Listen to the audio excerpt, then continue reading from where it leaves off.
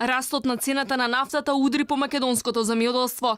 Постојаното поскапување на дериватите на секои 2 недели ги загрижи земјоделците дека нема да можат уште долго да работат со профит ако ги задржат сегашните цени. Велат од зелената нафта која владата им ја вети уште пред 1 година нема ништо, а нивните трошоци постојано растат. Ако нафтата продолжи да поскапува, неминовно ќе биде изголемување на цените на земјоделските производи. Тоа е политика на компаниите, дали они ќе следат поскапувањето на горивото со цената или пак заради со цел да задржат конкурентноста ќе останат на исто ниво со намалена заработувачка, но секако дека ќе има импликации. Значи ако растат енергенците, сакали или не ќе морат и они веројатно да ги подигнат цените.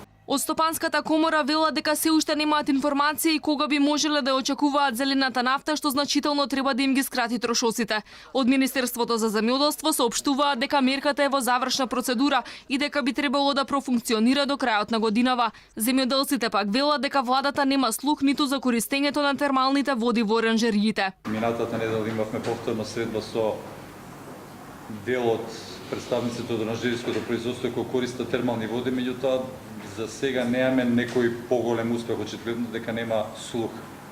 И во таа насока инаку сметаме дека тоа би било решение за поголемите производители на зеленчук, растеничко, градинарско производство.